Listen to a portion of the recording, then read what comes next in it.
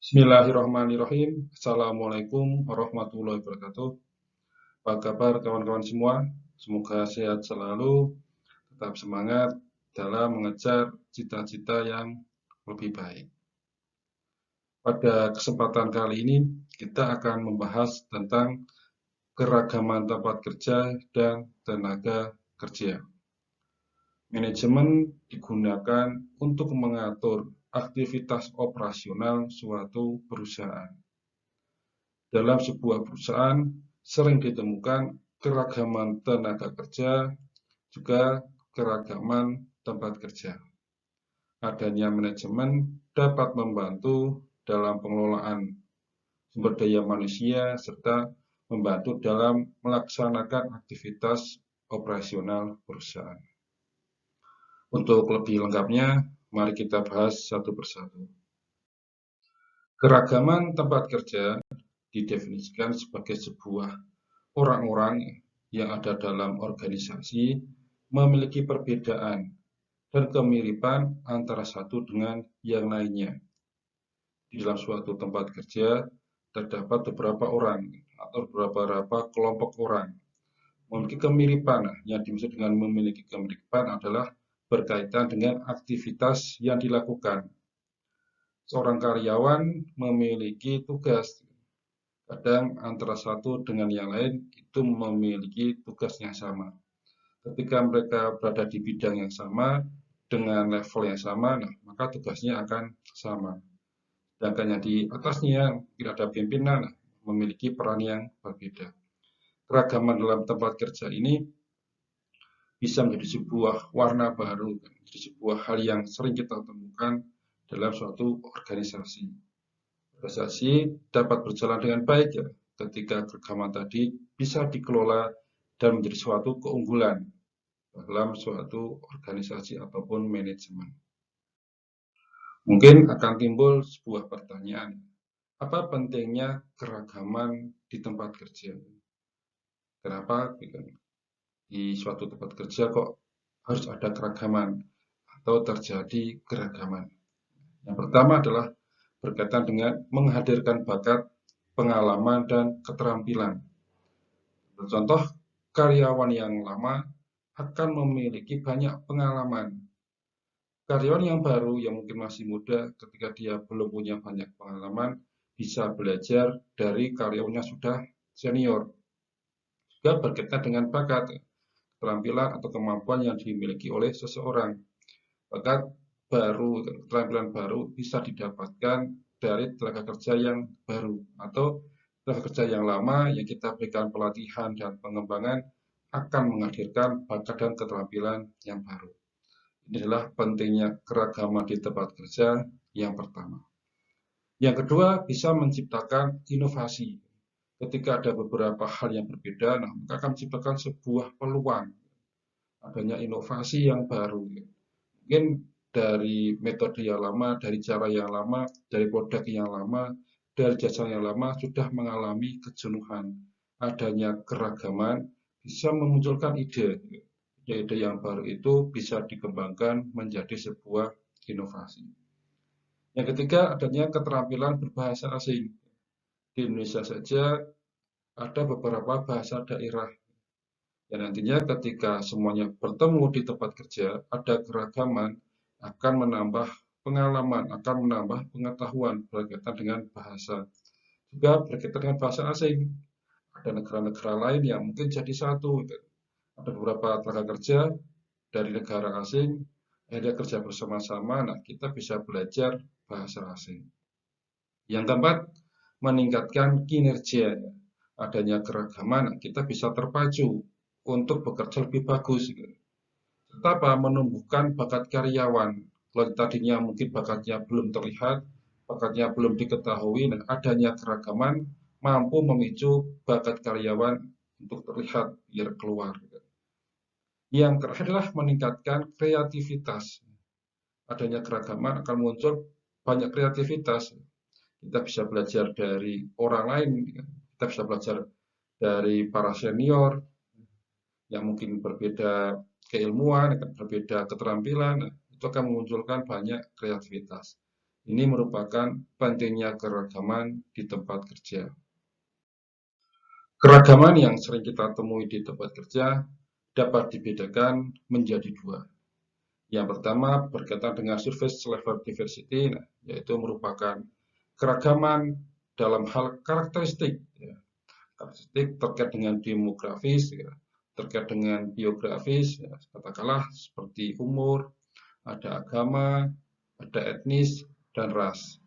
Sedangkan yang kedua berkaitan dengan deep level diversity, merupakan sebuah keragaman dalam hal kepribadian dan nilai-nilai yang diyakini oleh karyawan atau yang diyakini oleh sumber daya manusia yang ada di dalam suatu organisasi.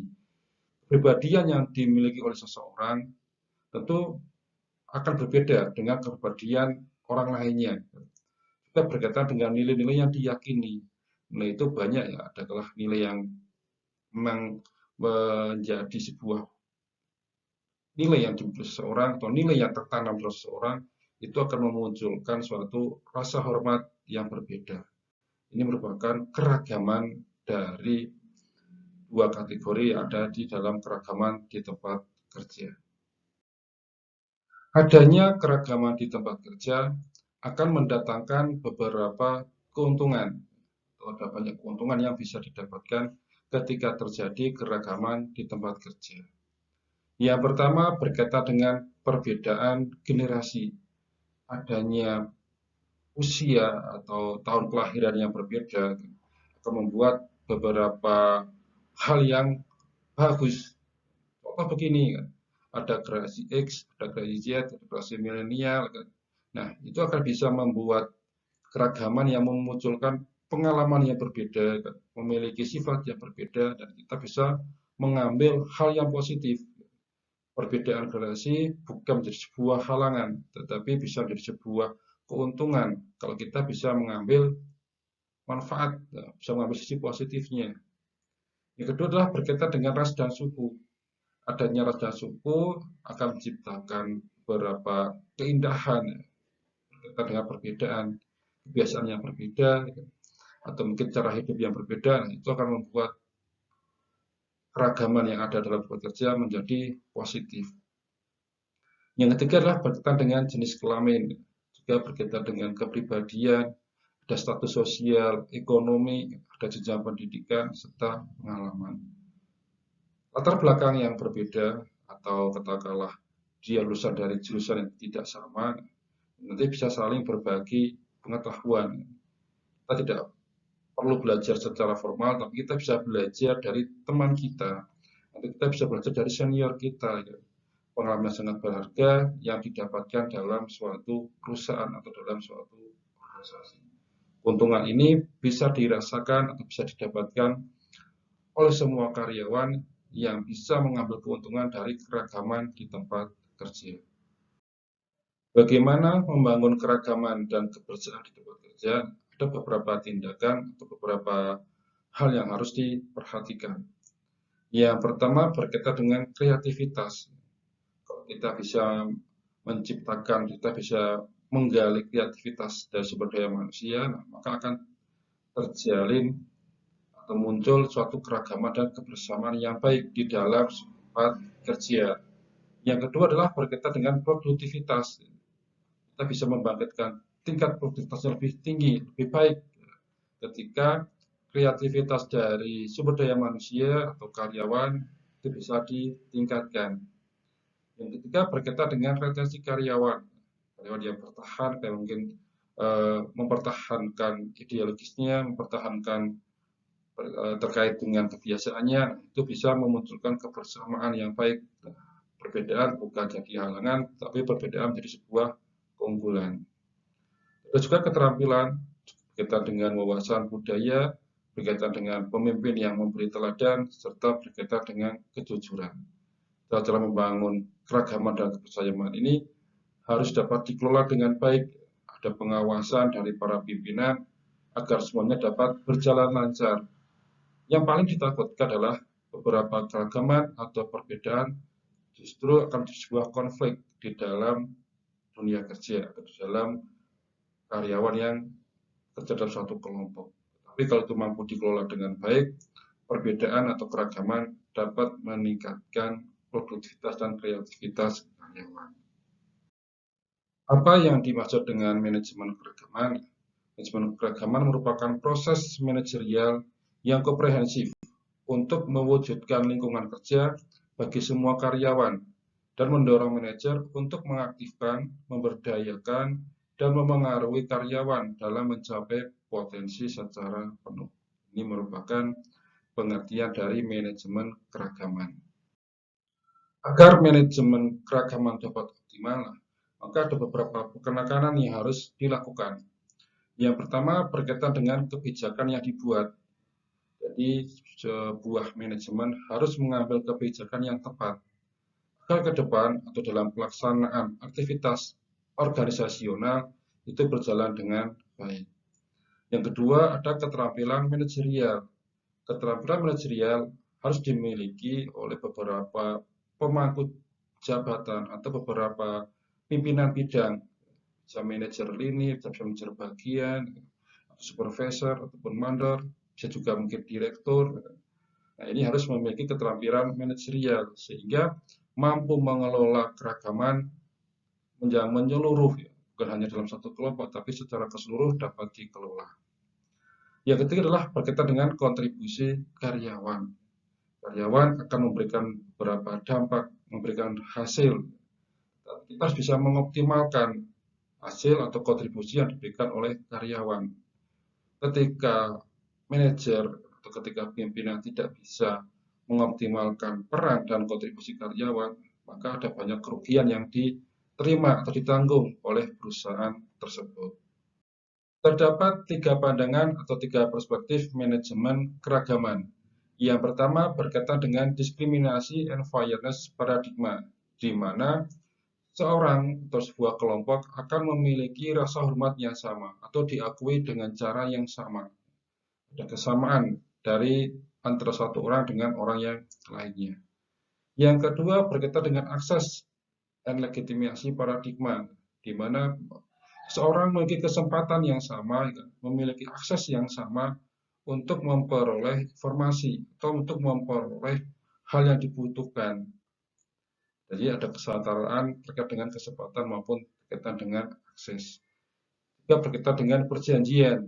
Perjanjian yang dibuat itu juga sama antar masing-masing orang di dalam suatu kelompok.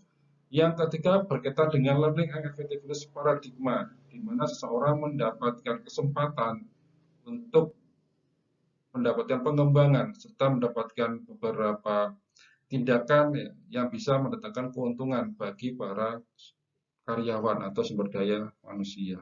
Nah, pembelajaran ini bisa diberikan berkaitan dengan pelatihan, berkaitan dengan pengembangan yang memang sudah terstruktur, agar kemampuan seseorang itu dapat ditingkatkan. Apa saja yang dapat diperoleh dalam penempatan kerja? Yang pertama adalah berkaitan dengan kesamaan hak. Masing-masing anggota organisasi akan mendapatkan hak yang sama. Yang kedua berkaitan dengan kesamaan kesempatan.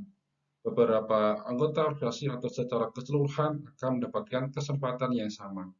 Kesempatan itu juga berkaitan dengan jenjang karir, kesamaan kesempatan berkaitan dengan memperoleh akses sesuai dengan bidang kerja yang ditekuni. Yang ketiga berkaitan dengan keterbukaan. Ada beberapa informasi yang sifatnya terbuka. Maka sumber daya manusia atau tenaga kerja dapat mendapatkan informasi yang dibutuhkan. Serta berkaitan dengan kemampuan. Kemampuan yang dimiliki oleh tenaga kerja akan disesuaikan dengan tugas atau disesuaikan dengan tanggung jawab yang diberikan kepada karyawan. Perbedaan atau keragaman yang bersifatnya adalah karakteristik biografis, ya, bisa berkaitan dengan umur, berkaitan dengan jenis kelamin, berkaitan dengan ras dan etnis, berkaitan dengan difabel, berkaitan dengan masa bakti, serta agama yang dianut oleh karyawan. Ini merupakan karakteristik secara biografis. Apa saja yang terdapat dalam pelatihan keragaman? Yang pertama adalah penilaian kebutuhan pelatihan. Seorang manajer akan melihat atau mengamati kebutuhan dari anggota organisasi. Apa yang dibutuhkan, nah, itu nanti yang diberikan merupakan dari hasil penilaian. Yang kedua adalah cara penyelenggaraan pelatihan. Metodenya atau caranya telah ditentukan sesuai dengan kebutuhan karyawan. Serta ada evaluasi pelatihan. Kenapa perlu dievaluasi? Belum tentu pelatihan dan pengembangan yang diberikan itu sesuai, sehingga harus dibuat suatu evaluasi agar dapat meningkatkan kinerja pelatihan di masa mendatang. Atau kita bisa mencari tahu kesesuaian kebutuhan dari pelatihan karyawan. Ada banyak generasi angkatan kerja, jadi dalam suatu organisasi, dalam suatu perusahaan, kita akan menemukan orang yang senior, orang yang junior. Maka karyawan tadi bisa dibedakan berdasarkan angka atau tahun kelahiran. Yang pertama ada generasi tradisionalis yang lahir antara tahun 1928 sampai dengan 1945. Ada baby boomer yang lahir antara tahun 1946 dan 1964. Dan ketiga ada generasi Jones, di mana yang generasi ini lahir antara tahun 1955 dan sampai dengan 1965. Juga berkaitan dengan generasi X yang lahir antara tahun 1965 hingga tahun 1980. Ada generasi milenial yang lahir antara tahun 1981 sampai dengan 1996. Juga ada generasi Z yang lahir antara tahun 1997 sampai dengan tahun 2008. Keragaman di dalam tenaga kerja ini berdasarkan tahun kelahiran. Bagaimana cara merangkul keragaman generasi kerja dalam organisasi? Karena adanya perbedaan keragaman kadang bisa menimbulkan masalah apabila manajer atau pimpinan tidak mampu mengelola perbedaan generasi tersebut. Maka yang pertama kita harus menanamkan bahwa umur itu bukan permasalahan. Yang kedua, menggunakan beberapa sarana komunikasi yang berbeda.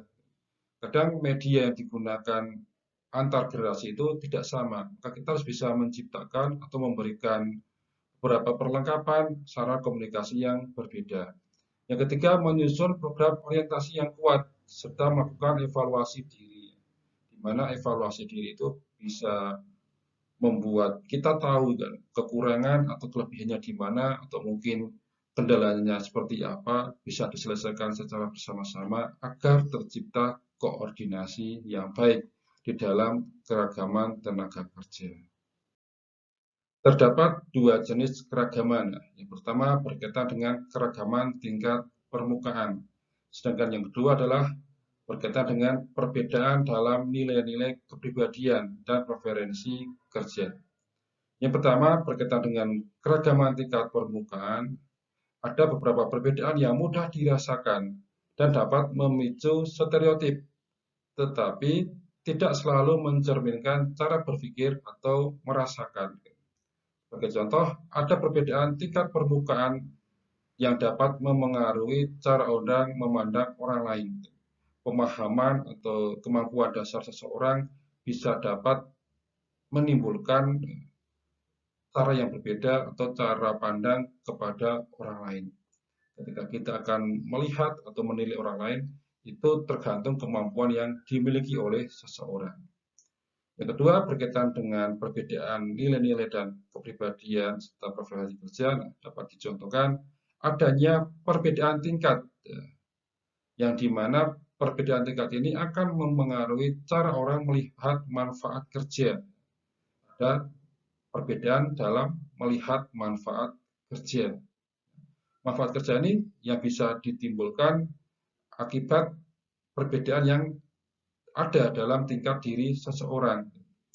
Ada juga berkaitan dengan perbedaan di dalam berkomunikasi, karena cara pandangnya berbeda, karena tingkatannya berbeda, maka ketika berkomunikasi ada suatu perbedaan.